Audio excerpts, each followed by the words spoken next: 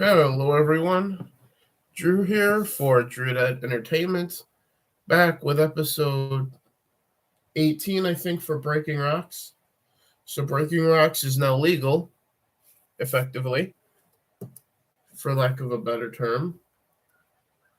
And as you guys can tell by the title, this is just random, free floating, whatever the hell is irritating us right now. And there's a lot that's bugging Desert Nord and I. Speaking of Desert Nord is here with me. Hey, fuck, I gotta turn the thing up still. Hang on. Okay. Hey, bro. You there? And Josh is at work right now, so he's not here with us. Yeah. So that's the reason that you're not gonna hear him. Otherwise, he does have some shit to say about this. Hopefully, he'll be here next week. If we do this next week, if there's anything to discuss, but we'll probably do it just for him next week if he's available. And if need be, maybe just him and I doing this next week for him to say his piece, but we'll see. But as it is, between the shit going on in Canada, Cyberpunk getting re-released with new bugs, and a whole host of other crap that might cross our mind to talk about, there's a lot of bullshit in this world right now. Indeed. Yeah, so we might as well start with Cyberpunk at this point, huh? Yeah, sure. Because Cyberpunk on next gen, on the one hand, has gotten a lot better, but on the other hand, I'm getting the Bethesda vibes of dragons flying backwards from it. Because on the Xbox One, before the Series S, X, and PS5 versions came out, I didn't have any issues with Jackie having his guns clipping through his hands, clipping through his legs when his hands are at his side with his gun still supposedly in his hands. And then also when you leave the apartments and you see him at the stand eating something with chopsticks, his gun is still in his hand going up towards his face, and my only reaction is, well, there are easier ways to eat lead, Jackie. Just saying. Yeah. So right now I'm getting Bethesda vibes with the functionality of their patches, in this case for the next gen patch, of bugs that weren't there are now there, and other bugs that were there have been fixed. But now there's other problems that CDPR has to sort out. Then on top of it, still working on trying to get things that were in their 2018 demo to the next gen port that still aren't there. Yep. And then add to all of it, and we'll get more into this last part on Monday for the Drew That Games podcast with Joshy there, hopefully. But evidently, CD Projekt Red, when it comes to getting this stuff into the current gen port of it, i.e. PS4 and Xbox One, it's not happening. Those versions aren't getting the support for this content or getting any of this. So if you own it only on a current gen console, not a next gen one, and you can't find a next gen console, well, guess what? This is how CD Projekt Red feels about your current gen copy. Go fuck yourself, apparently. It would seem. Despite what they said in their letter, thank you for supporting us up to this point, but go fuck yourself with any future content for the current gen versions. Yeah. Yeah. No. Like I was saying earlier, on the one hand, the next gen version with like the crowds actually being there in the city, it feels like a crowded city now. That's a good thing. When it comes to like the prospect of new possible relationship dialogue or interactions and new other romance options, that's a good thing. But between the bugs and no current gen support for any future content, C Project Red looks about as bad as they did when they launched the game still. Yep. In my opinion. If not worse, because they're abandoning the current gen players when it comes to the content. At least near as far as I can tell. I may try to boot it up on my Xbox One and see for myself, but I don't have any hopes of anything as it currently is. But with that in mind, any thoughts on any of this, Lord? Well, it is sad to see that after the chaotic release of that game to begin with, they don't seem to have gotten their shit back together. Um, Quite yet, if they do at all. They seem to still be a really hot mess of a developer. Still making mistakes, still not doing things right, still not, concerning themselves with the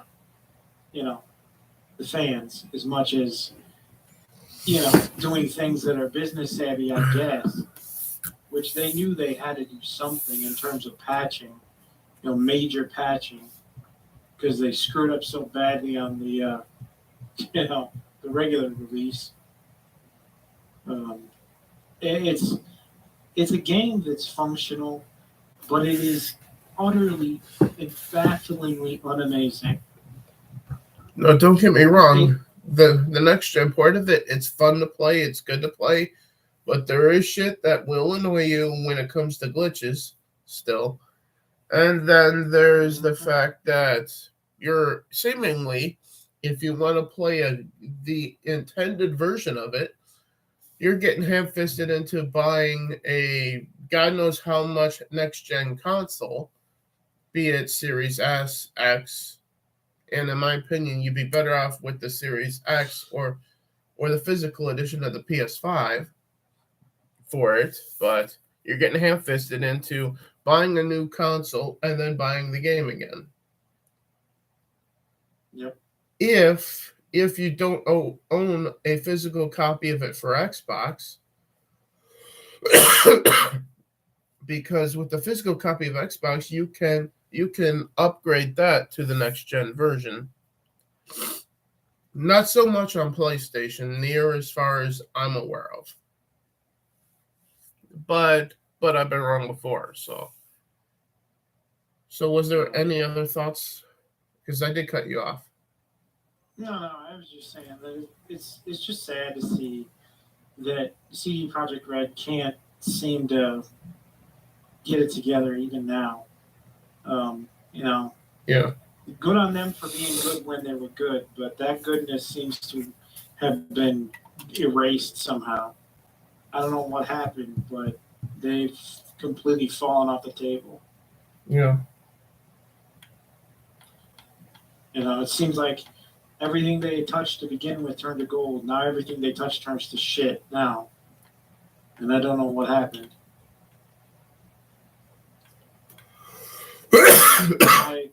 Why this story seems to be ending on a note of failure is really kind of baffling. I mean, some people would say, oh, well, that's kind of sour and maybe you shouldn't be so down on it. But it's like, this was said to be the greatest game developing company with a team of sharpshooters, that could do no wrong. And 5 years ago. And a publisher, which they were self-publishing effectively. Yeah. That had their customer first and foremost right above like the development of their game. in terms of importance to them? Well, evidently not. Especially, especially if you play on PlayStation 4, especially, but also on any version of an Xbox One as well. Yep. But on that note, I think we'll save the stuff in Canada for last here. Sure. So, Aaron Rodgers, what the fuck is going on with him?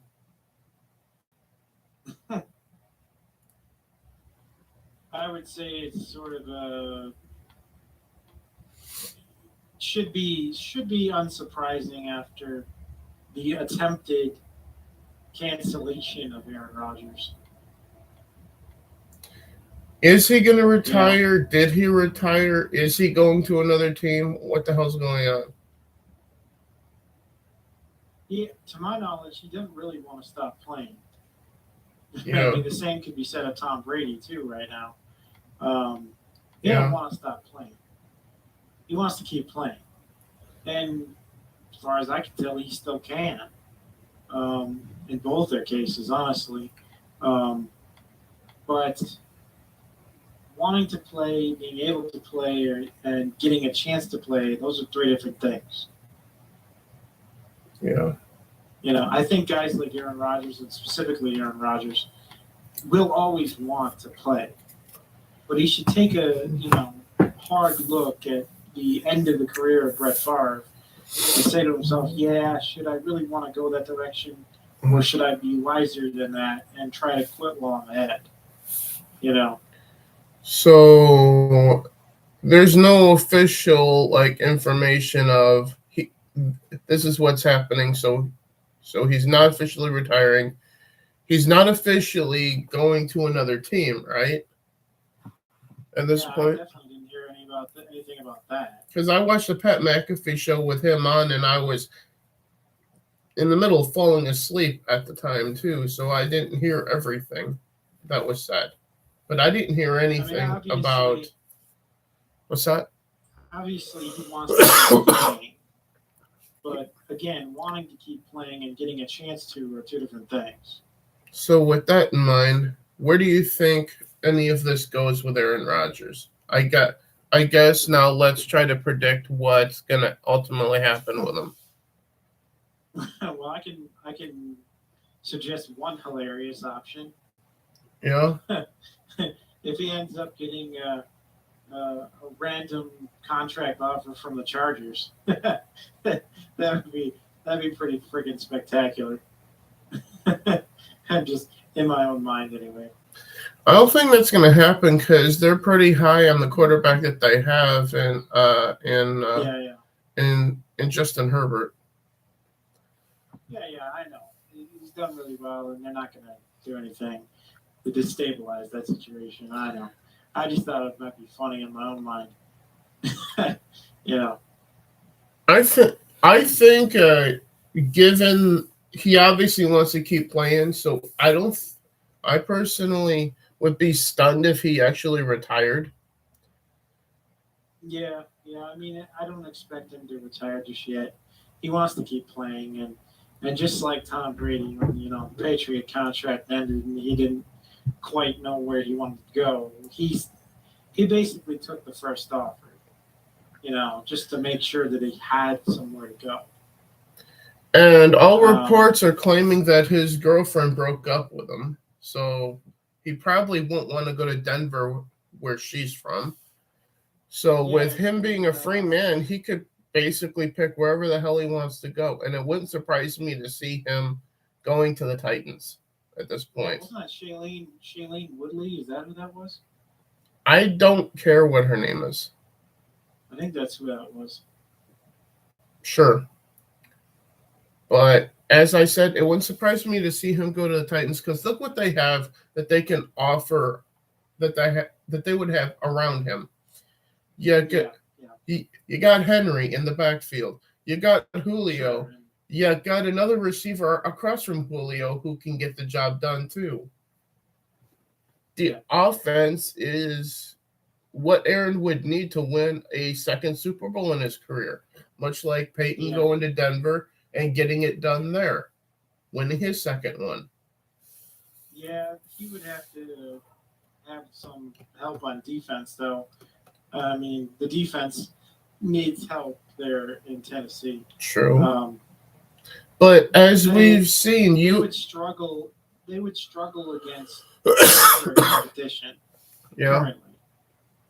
Yeah, even with Aaron, they would still struggle because the offense can be great, but if you have no defense, you know how that goes.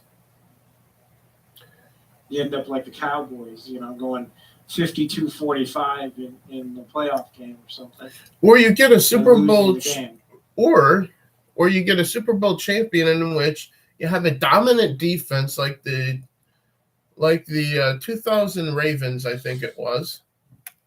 But their quarterback is like a second or third string quarterback is their starting quarterback. And they won the Super Bowl with like almost no offense, and their defense wins the entire fucking thing.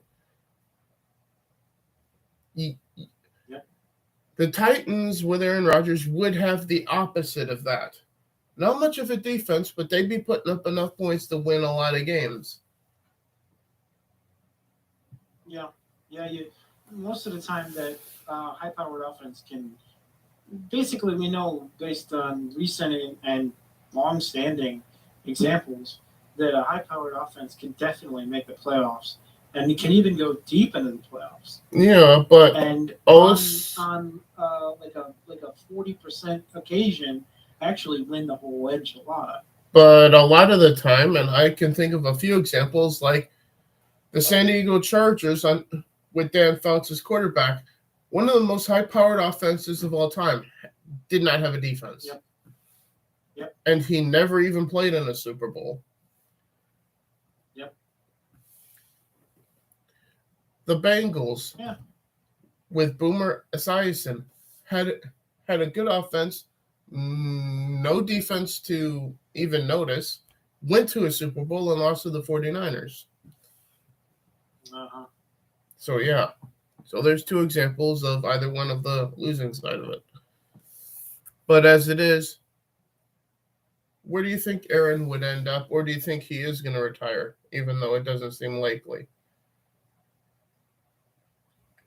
Well, I think that, or do you think he'll end up right where he is with the Packers? Well, they've kind of had their fill of him in terms of the team organization. They don't really want to deal with Aaron Rodgers anymore because, partly because he's nuclear in regards to, the woke crowd doesn't like him at all. And he's basically been standing up against them.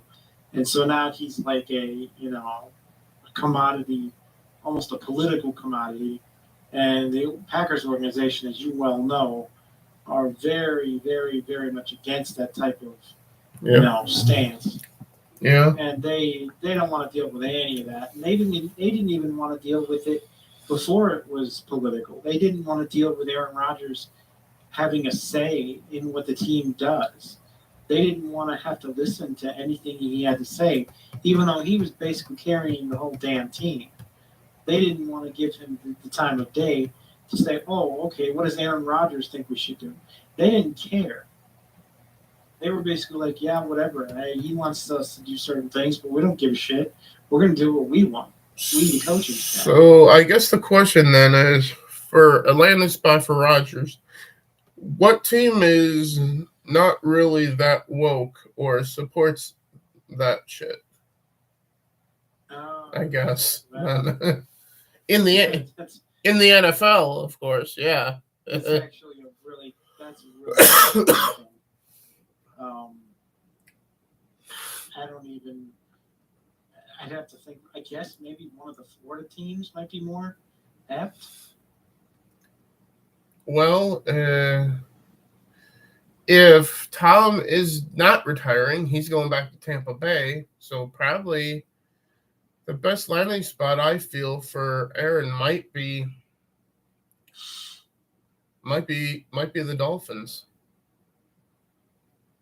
Yeah, I mean, it's just that the environment between the fans and the ownership and the state in which they are.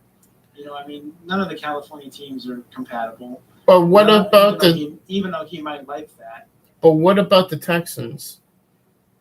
Yeah, I mean, possibly, but they don't have anything for him though. I mean, their weapons are gone. Their defense has been dismantled. They're a team that can barely win a few games right now, and an addition of Aaron Rodgers doesn't really fix that for them. Anyway. Because I'm willing to bet a lot of teams will jump at trying to sign him. So it wouldn't surprise me if like the 49ers threw in, if the Chargers did, even though if I were the Chargers, I wouldn't, because we got Herbert, who's good. Yeah, exactly. Yeah, no, I just thought it might be funny given the history, But then again, it wouldn't surprise me because look what happened with Peyton Manning. The Broncos had Tebow, who led them to a overtime victory in Pittsburgh in the playoffs, casting him aside for Peyton. So it wouldn't surprise me if, on that note, if the Chargers did cast Herbert aside for Rodgers and sent Herbert off to God knows where, Detroit.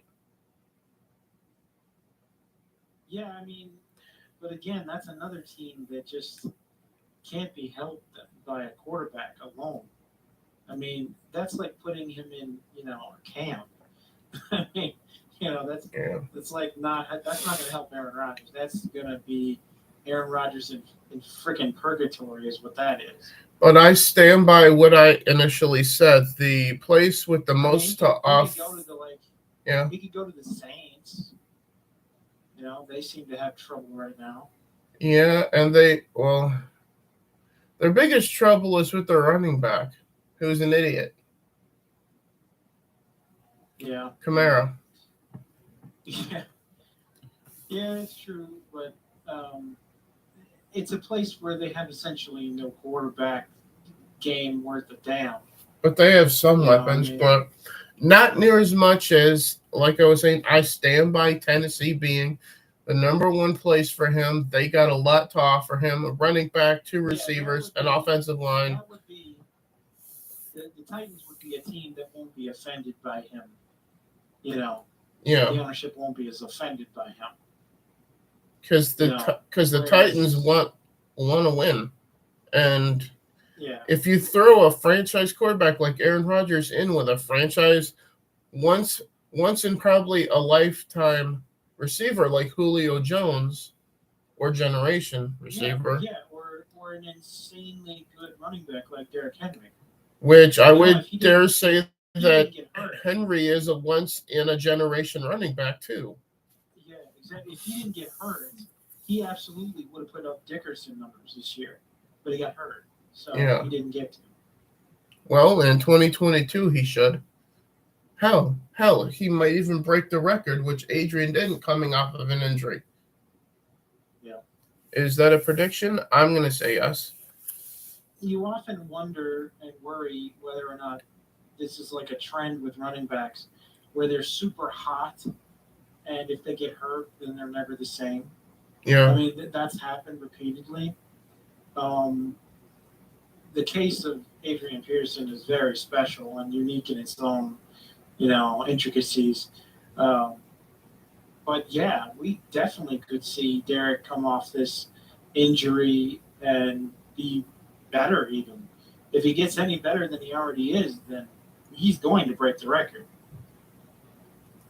Yeah. So he was on par already this year. So on that note, let's get to the last thing that we have in mind, because it's about 1:02 right now, and you need to end this by 1:30. So. Sure. There's shit going on in Canada. Yep. Probably the biggest political story of the year so far. Well, there is another one here in the United States as of today. The Freedom Convoy is starting. Yeah. So there's that. Saw that story too. Yeah, I've been watching the coverage leading up to it on Newsmax TV. On Newsmax, but in Canada between uh, their the Freedom Convoy in Canada, uh, a leader in Canada. I don't really know how their system of politics and whatnot and government's a better word, works in Canada per se, but you have a leader who seemingly wants to paint a mustache on himself and move to China. Even though he doesn't want to move to China, he wants to bring China to Canada and cause anyone who disagrees with him a Nazi supporting fascist, including anyone who's a descendant, like one person that serves in the Canadian Parliament or whatever the hell it's called on the right, who is a descendant of Holocaust survivors, calling her a Nazi. Yeah, okay, sure. It's all very typical, and really sad, honestly, to see what he's resorted to, and the type of gaslighting of the public he's done, and the type of lying, just straight up fucking lying that he's done about it. And honestly, they had a decrease. In fact, it was dramatic decrease in crime for the month that the protest has been going on in the city of Ottawa.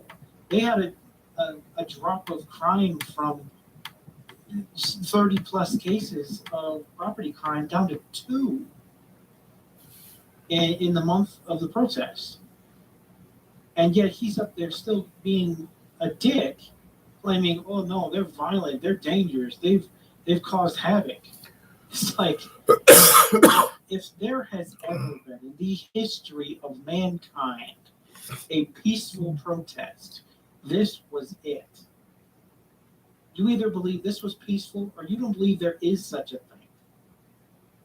They could have done nothing more to be peaceful than they did. Well, while Black Lives Matter are burning people's businesses, killing people in the streets, regardless of their skin color, including anyone who looks like them, which means that Black Lives Matter don't really matter to Black Lives Matter, which means that they really ought to change their name to No Lives Matter. The thing is that all of the same people that felt they went to great lengths to argue that violence was acceptable and that property damage and chaos and blocking highways and blocking streets and disrupting everybody's civil society was acceptable for a cause. Yeah. But now it's not. Now it's somehow horrendous and should be quashed with extreme prejudice, and everything the Canadian government to them is doing is somehow justified. When if it were their favorite cause, this type of behavior from any government would have been labeled absolute tyrannical fascism. They absolutely would have railed against any government treating their favorite protest this way. Yeah. So on that note, so it's a mass hypocrisy, and it's really sad to see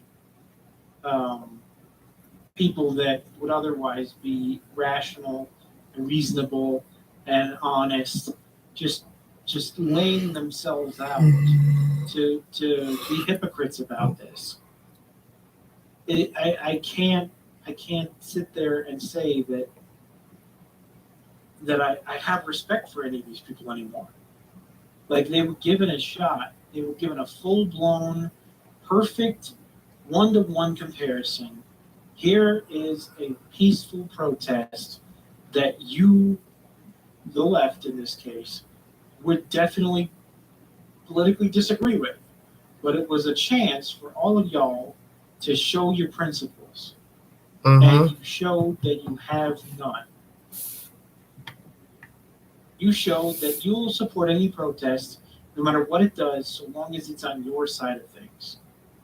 Yeah. And you will go against any protest, no matter how peaceful, no matter how respectable, no matter how decent the people involved.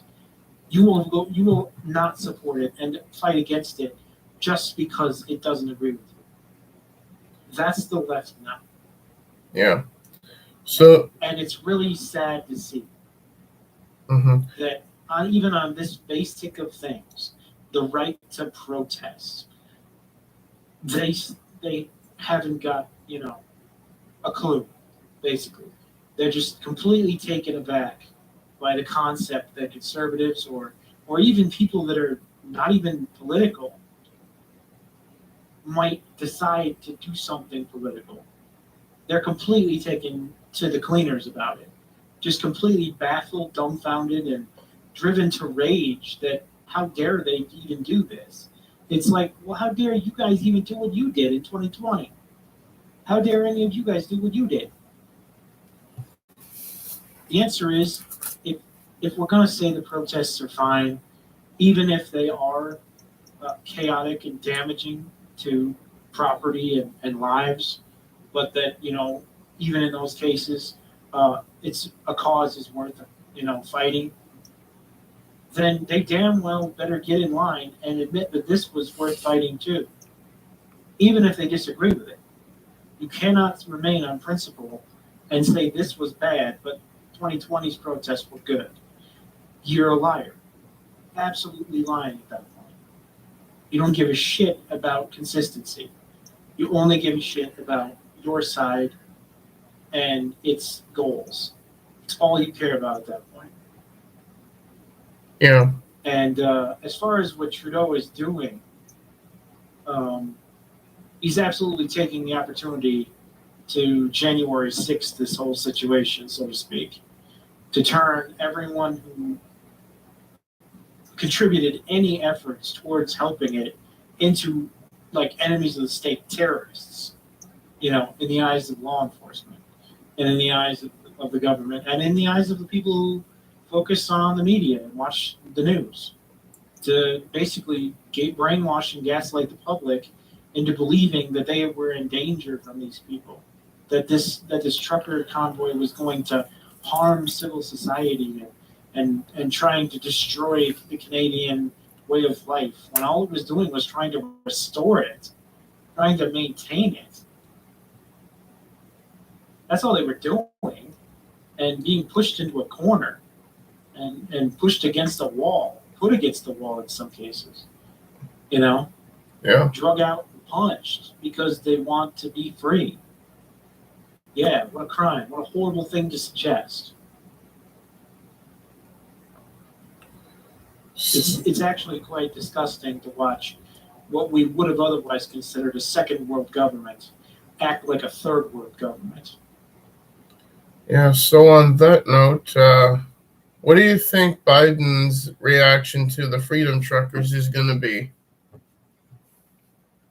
Oh, well, I mean, I expect the same exact thing. I expect they've already did it with the Jan 6th thing. So, I mean, they're not going to be able to turn back the clock and say, oh, well, now suddenly we're going to play, nice with, the truckers in the U.S. If they went after the Jan 6 people just for showing up and not actually committing any actual crimes, on January 6th, 2020, 2021, I mean, they're not going to go easy on any trucker convoy that forms here. They're going to do exactly the same thing. They're going to break them up, bust them up, beat them up, arrest them, make them into, scapegoats and force them to, be held without charge and if show trials and everything.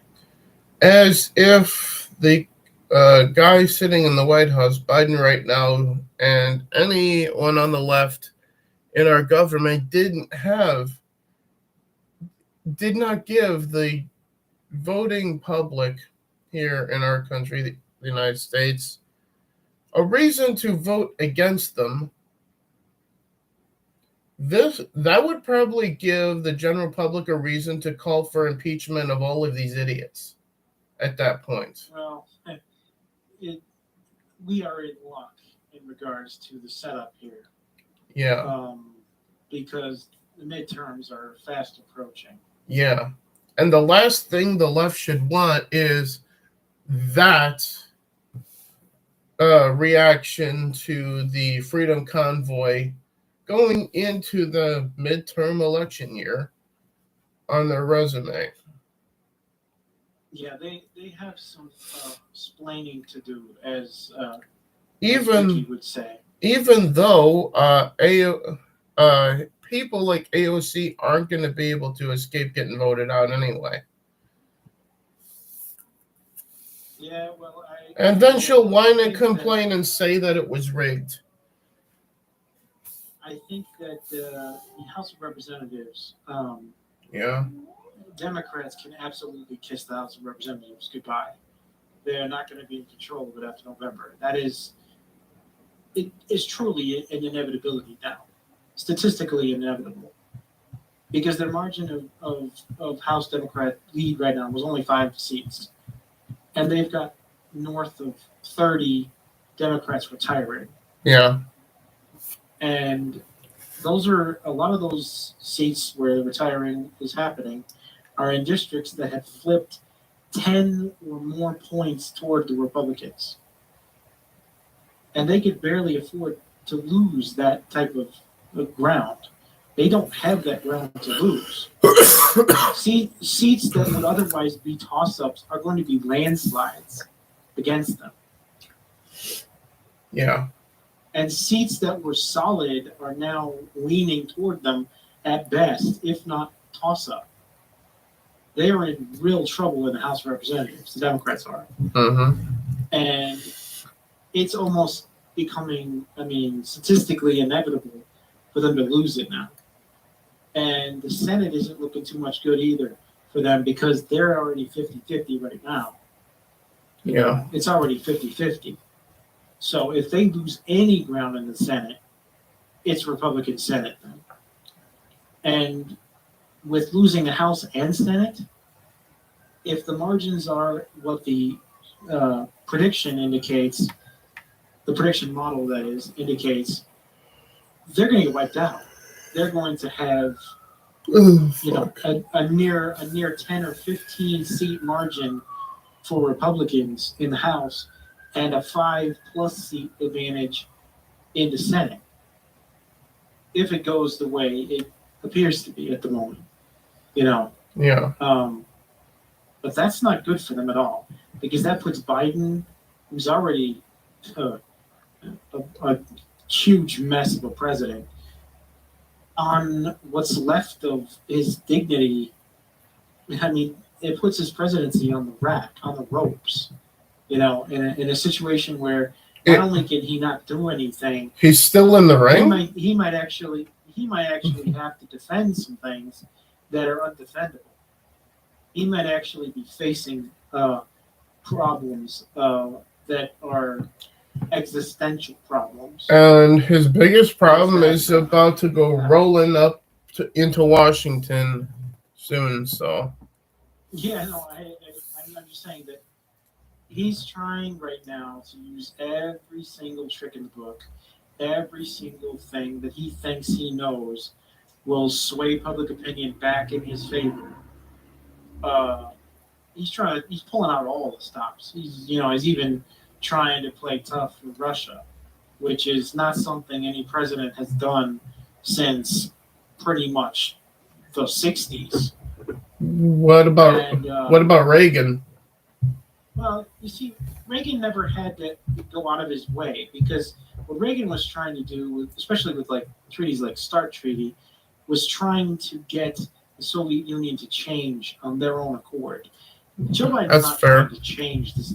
Not trying to change the Soviet Union. Joe Biden wants war with the Soviet. Well, they're not the Soviet Union anymore. They're just the Russian Federation.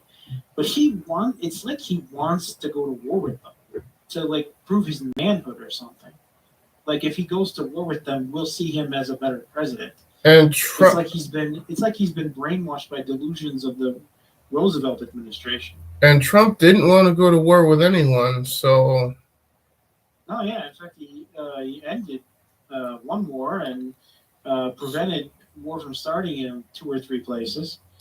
Signed 4 separate treaties. how was the Trump era bad? I will ask the internet that here. If Comment down below. If you're anti-war, Trump was a great president of that. Oh yeah, absolutely. Like he was hands down the best president since the 20th century. If you're looking at it from an anti-war perspective. But on that note, there is one last thing I want to end with before we have to close down, because I know you need to end by in about 10 minutes here. So about a 5-minute discussion about something else here, because I think we've said all we can about all the other stuff. I was playing Horizon Forbidden West yesterday, and Chunkin Punk was going on in the chat about how amazing this game looks on PlayStation 4 and how in the hell Guerrilla Games got it to function and look as good as it does on the current gen hardware. And I brought up something that I said from episode 1 of the C&D show at the time, or the DNC show, or whatever it was called at the time, which was the episode where Chris and I went into the reasons why and when, first, the reasons why the Xbox Series consoles and the PS5 should have been delayed, and when they should have been delayed too. Horizon Forbidden West is proof that we did not need the PlayStation 5 or the next-gen systems yet, even now. Yep. Which takes me back, as I said in that stream, which I believe was part 4, because I did 2 parts of playing Horizon Forbidden West yesterday. It takes me back to playing on the PlayStation 3 Grand Theft Auto 5 and how that looked on the PS3. And my reaction to that at the time was the PS4 and the Xbox One are not needed yet. The developers are still getting juice out of the current hardware. Look at this game. That's exactly what Horizon Forbidden West is proving about the PS4. There's still life in those circuits in that system. Yep. The developers can squeeze more out of it. And God forbid, developers squeezing more juice out of the Xbox One X, which can do native 4-play gaming. Just saying. But that's my rant on the next gen not being needed yet, despite the fact that I have a next gen system sitting right here off camera in the Series S. Nord, anything you want to add before we end this? Yeah, I would just say that as far as developing games goes, and it really comes down to the skill of the developer. You can make a great, even legendary game on any platform if you know what you're doing and you know what the people want. The problems that all of the other developers have is not that they don't have sufficient computing power, or that they don't have enough time, or they have all these other problems. It's that they don't either know how to properly develop the game, or B, they have programmed it wrong. I mean, it's either they don't know how to do it or they just coincidentally done it wrong. But it's never about like, oh, that console is not powerful enough to do a good game on. Yeah. It's a complete lie for anyone to say that. By the way, is it 1:30 my time or 1:30 your time that you have to be done? Well, I mean, I would like to probably be done by 1 my time, so at most we have probably half hour. Oh, okay. If necessary. Okay. I was just checking because it's 1:23 here right now in Minnesota. Yeah. So, But yeah, on that note, you have, like we talked about when we started the stream, City Project Red not knowing what the hell they're doing when it came to Cyberpunk on Xbox One and especially PlayStation 4. And then you have the tail of the tape on the other side of that coin. Guerrilla Games with Horizon Forbidden West. A PS5 game running, looking about as good as it does on PS5 on the PlayStation 4. Mm-hmm. And looking about as good too. Yeah, it's really computing power is semi-irrelevant. It's all about having the skill to make what you can out of what you have. We'll see where Guerrilla Games goes from here, which, by the way, are also the developers of the Killzone series. But with this franchise, the Horizon franchise now, they're shaping up to be better at doing their thing than City Project Red is with doing their thing at this moment in time. I'm just saying. Yeah. So maybe we should be turning that praise that we were giving to City Project Red onto Guerrilla Games at this point for the time being. Yep. I'm willing to celebrate any developer that does things correctly. I judge by actions. I don't like to judge by reputation. So reputation alone will lead people to incorrect conclusions. So far, I am willing to dare to say this at the end of Breaking Rocks here. Now, I know this isn't a rant. This is praise, but I'm willing to say that so far the front runner for Developer of the Year is Guerrilla Games. Far and away right now. Yeah, they've done quite well. Between CD Projekt Red releasing the next gen Cyberpunk and it being glitchy with new glitches that weren't in the previous game and not giving a shit about the current gen version. And what the hell else has come out so far this year? Not much so far. Yeah, it's early. Yeah. The developer for Dying Light 2 did fine with their game, but there are some issues with it, like some bugs here and there. But then again, every game will have a bug somewhere. Like I said in our other review of Dying Light 2, I was talking about how, like, it's a good game, but if that game ends up even in the discussion of Game of the Year, then this will have been a really bad year.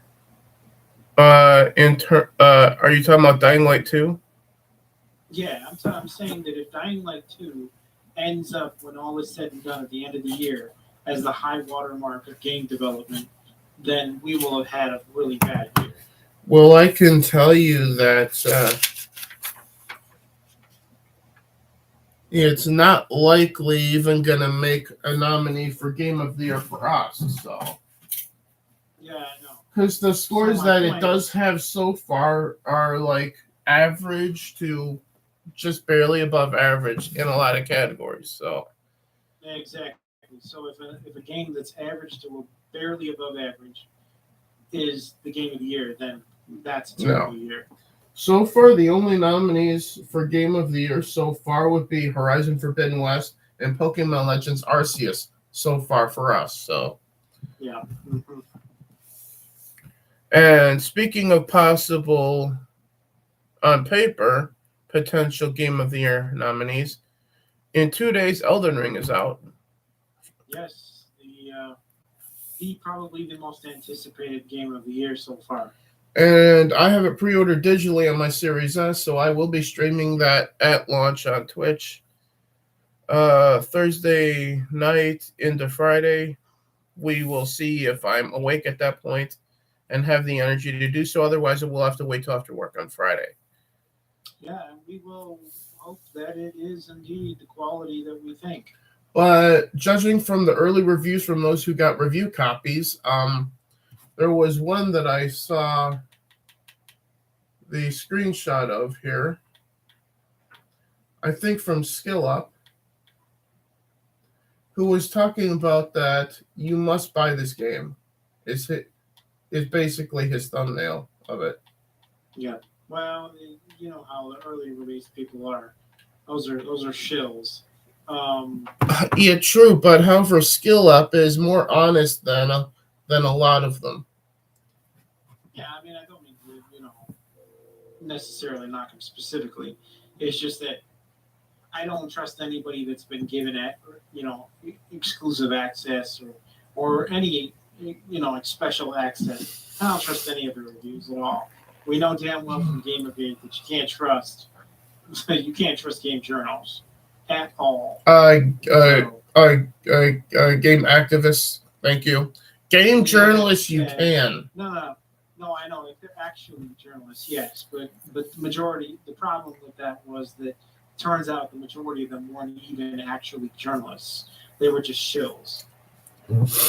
But anyway, so Elden Ring, hopefully Elden Ring will live up to the hype and be, I expect it to be a Game of the Year type game. I expect it to be. Yeah. It has disappointment as its only choice other than success. It can either meet my expectations and be a really great game, or it can be whatever else. It can go the cyberpunk route, I guess, which is still possible, but I hope not. Otherwise, after Elden Ring, the next game release is WWE 2K22 on March 7th for me. So we'll see how that goes. Because it's supposed to have a GM mode in it, finally. Been asking for that for like the entire time 2K has had the license to WWE. It's like we said before, though. Last year's supposed to be Game of the Year was supposed to be Cyberpunk. Now, the supposed to be Game of the Year here this year, I currently would say Elden Ring, but we'll see. We'll see, because if it holds up to everything that we saw in that trailer, then I will agree. But I will be hard pressed to ignore how much enjoyment I'm getting out of Forbidden West at the same time. So it's going to be a 2-horse race at that point. As far as I'm concerned, for my personal favorite game of the year, up to that point. And then in November, we're still getting Starfield. Yep, and that one is the other one. But that's effectively the dark horse, given how Bethesda Game Studios' last game went, Fallout 76. Oh, yeah.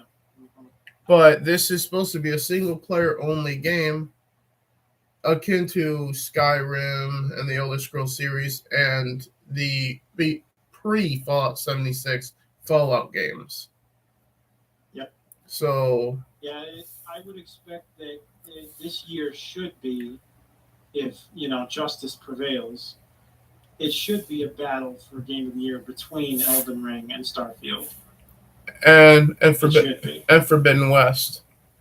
Yeah, Forbidden West is a good game too, and I won't knock it too much. I know the criticisms that are out there right now. I feel they're a little bit petty, and even my own criticism, I admit, is pretty petty. Because there have been some that were criticizing the writing. So far, the writing of Forbidden West, I'm actually enjoying. Yeah. So take that for what it's worth. These are some of the more interesting NPCs in a game in terms of personality that I think I've seen in years. And yet barely... Not since Red Dead 2, right? I need to go back to play that to experience more of that to say anything. Yeah. Fuck. Maybe I should stream that on Twitch at some point today, because I need to actually get back into playing that. Yeah. I'll try to do that soon on Twitch. But as it is there anything else we can think of to rage at, for lack of a better term? Well, there was the Lord of the Rings. We can end with that then. Yeah, God, what a mess. So between wokeifying the fuck out of Lord of the Rings and also admitting that you don't have the rights to Lord of the Rings, so this actually isn't Lord of the Rings. This is just fan fiction, literally. Yep. But it's not really fan fiction because they're obviously not fans of the work. Yeah, it's non-fan fiction. Yeah. It's to say a the bunch least. of people who it's the desecration, as Neurotic put it. Yeah. Gary put it. It's the desecration. It's they are taking the honored corpse of a lore that lives in the hearts of millions, maybe even billions, and just taking it out and playing with it and making it punch itself and making it, and taking a dump on its face and smearing their poo all over it and pretending that they've done something productive with it. What they're doing to Lord of the Rings right now with that production there is an expensive production, and it's a lot of investment money, about $500 million, in fact. Yeah. But it's a desecration. They are basically trying their best to take lore that they don't have the right to take. They are trying to make it their own, just as a fuck you to everyone that loved it prior to this. This is not a project of love for them. This is a project of hate. This is a project of, this is your precious trinket, isn't it? And then wiping their ass with it, and then handing it back to us, and saying, "What's the matter? Don't you like my ass stains on your precious trinket?" Yeah, but also keep in mind, no, we don't. If they don't have the rights to it, they're going to be in trouble at some point. Well, they fucking should be, but that's neither here nor there at the moment. But I want to bring up one of the characters from the trailer, an elf that looks that they made to look like Don Lemon. Oh sure, yeah. No, I mean it's, if any of them would bother to read The Hobbit or read anything actually written by Tolkien, they would be like, "Oh yeah, maybe that doesn't make any fucking sense, what we're doing here." But no, they don't care. They don't care. They're here to take what they know will get eyeballs and rape it, and just leave it bleeding. That's what they're here doing. They're not here doing anything related to love. They are here to insult people, call them names, try to make people feel bad for even being a fan of this, and change it, or try to change it into something it never was supposed to be and isn't. I guess they're bored or something. I don't know what the hell their problem is. I was actually going to go a different direction with the Don Lemon looking elf. I think we found the entire viewership of CNN. It's the entire staff of this thing. Yeah, well, I mean, either that or So apparently, it's like they went looking on a subreddit or something for the staff to cast the film and write the film. And it was one of these, I hate the Lord of the Rings Reddits. It wasn't like one of these, I'm a huge fan Reddits. They're all pretending they are, but they're all a bunch of wokies. They're there to look for representation and diversity. They're not there to see the lore and see the story and respect the characters. And they don't give a flying damn about Tolkien. They hate the guy. They think he's a racist and a piece of shit. They don't have any respect for Tolkien. If they're a fan of anyone or anything, it's obviously Don Lemon, who used to work at CNN. Yes, they are incapable of. They are not only incapable of creating a good story, they're not even capable of appreciating a good story. But what they're trying to do right now is create something. It's like they're deliberately creating an abomination, and is just disgusting on every level. Yeah. And it's just so corporate. It's dripping with corporate bullshit. It's dripping with virtue signal. It's dripping with tokenism. Not tokenism, mind you, but tokenism.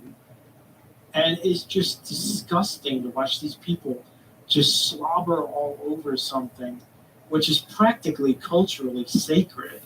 If ever there was a sacred lore in pop culture, the Lord of the Rings is one of them. Yeah.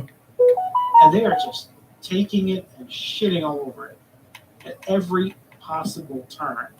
And I hope to God everyone who has any ounce of respect for Tolkien or the Lord of the Rings or the Hobbit in general, I really hope they don't even trust to pay money to see or watch this shit. And frankly, I hope the whole damn thing backfires in their faces because they fucking deserve it. Well, For even, I mean, like we usually jokingly say, no thank you, and fuck you for trying. Well, from what I'm seeing, the Lord of the Rings fan base is rebelling. Yeah. So. I mean, that's because it has self-respect. Yeah, we like do. With The Last Jedi with Star Wars. Yeah. Those that have self-respect were like, yeah, what the fuck is this? Well, I hope that the fans say, what the fuck is this? Well, we certainly are. Get around to it. And I personally don't need to say much about it because Gary from Nerdrotic speaks on my behalf. So. Yeah, they're just going, IP to IP to IP, destroying everything. Mm-hmm. And they don't care. They're absolutely soulless individuals, and a lot of them are actually racists, but, don't count on logic to apply to that. Yeah, and that's another thing to bring up. Between the shit going on in Canada, what's the shit that I can see coming from a mile away with the treatment of the freedom truckers and all of that. The left constantly calls anyone who disagrees this, that, and the other thing. Meanwhile, the ones that actually act like it are them, which is exactly what I've said for quite a while now. They're projecting their own issues onto other people so they can feel better about themselves. That's all this is. Yep.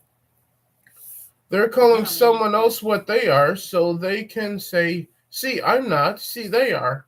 Except for you're the one injecting drugs into certain communities.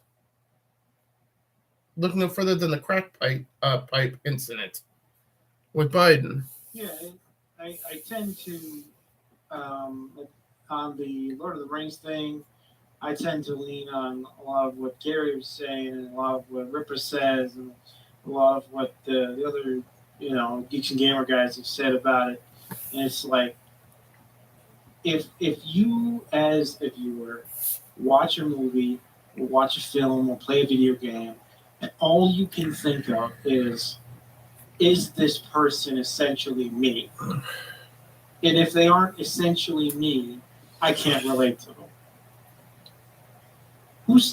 Who claims to be a fan or a talented purveyor of critique of these things, or having anything to add to the conversation, really sits there and says, well, if they don't look like me, I can't relate. That's a racist. That person is a racist. Yeah. Because that's exactly the same thing that all of the white racists that they claim to hate all said. That we cannot relate, that we the white racists cannot relate if they are not also white like us. That is exactly the same mantra. And now it's the blacks doing it. Yeah. The people of color doing it. Here's the thing for me when it comes to playing characters in games. I thoroughly enjoy the most games where I can create a custom character, therefore I can make it look like me. But that's not to say that I don't enjoy things like The Witcher, playing a completely different character for myself. or the Uncharted series, back when Naughty Dog was Naughty Dog. The one thing they're incapable of doing is they're incapable of playing a story or watching a movie where fantastical things happen that could never happen in real life without reverting back to needing it to conform to real life. Like they literally don't know how to see past appearances. They don't know how to see past the surface of anything. But they don't know how to see the story.